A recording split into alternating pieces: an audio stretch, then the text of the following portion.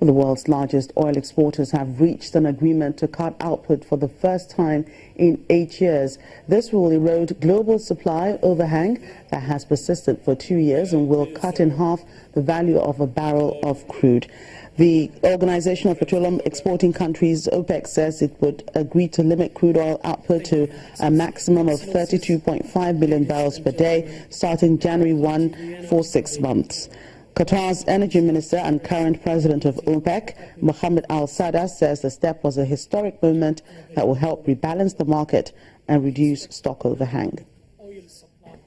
Major step forward, and we with my colleagues, we think that it is a historic moment to come to this agreement, which will definitely help in rebalancing the market, and it will help reducing the stock overhang.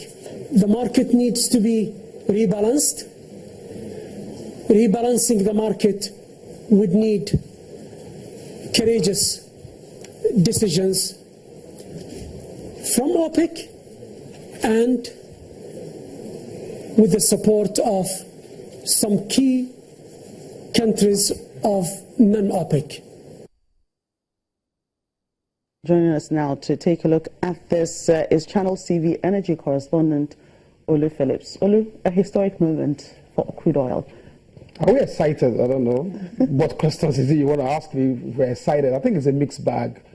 First of all, because Nigeria has been exempted, which should be a good story. And the reason why we're exempted from the cut isn't also a good story, because that's because of the insurgency we're having, or the attacks we're having in the Niger Delta. Our output has dropped from what is supposed to be 2.2 million barrels per day to about 1.9 million. So we've been exempted from the cut.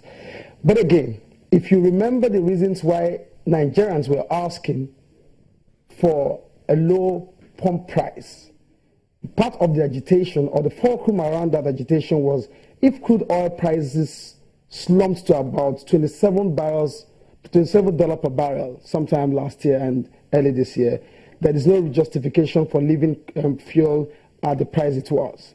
So it moved from 97 naira to 87 naira.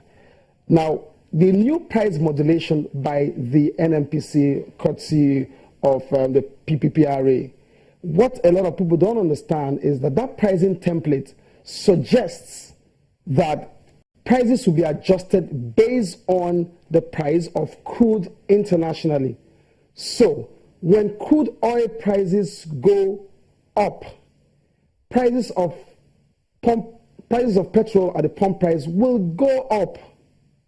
And that is the market dynamism of a partial deregulated or a deregulated sector. So Nigerians need to understand this. A low oil price may not mean well for our revenue, but an oil price regime suggests that pump prices may go down.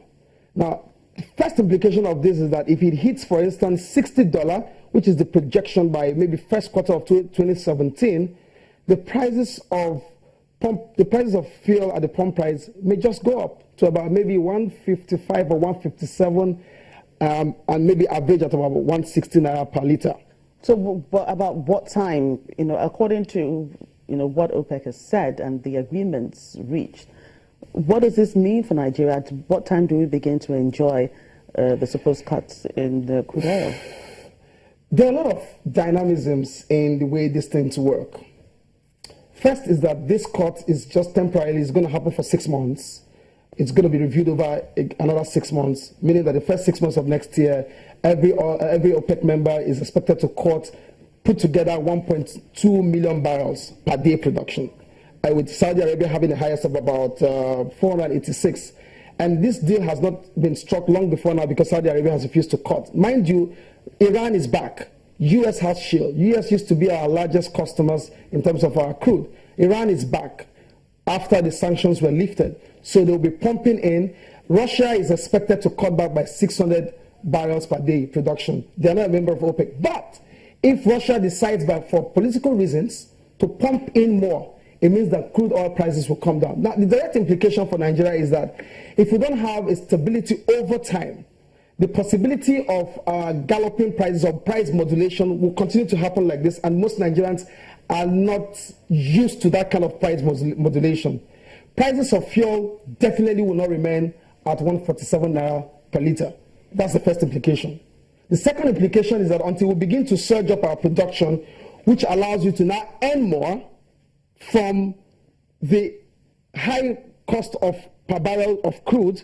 So for instance, if it goes to 60, our budget for next year has been benchmarked at $42 per barrel. If it goes to 60, it means that if we jack up our production to 2.2 million barrels per day, we earn more. So what do we need to do this just to stop the attacks in the Niger Delta? Or? First of all, yes, that's one. Stop the attacks, surge up your production so that when you sell, you have more money to do a lot of things, so that if you're buying, for instance, fuel, which is what affects everybody at a higher cost, other things can be cushioned. I mean, these are direct benefits that Nigerians can understand at the low level. Yeah, well, the world of crude oil is such a complicated world.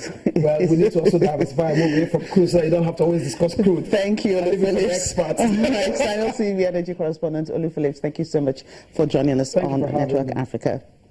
Coming up after the break. Africa's largest economy posts total trade value of 4.21 trillion naira in the third quarter ended September.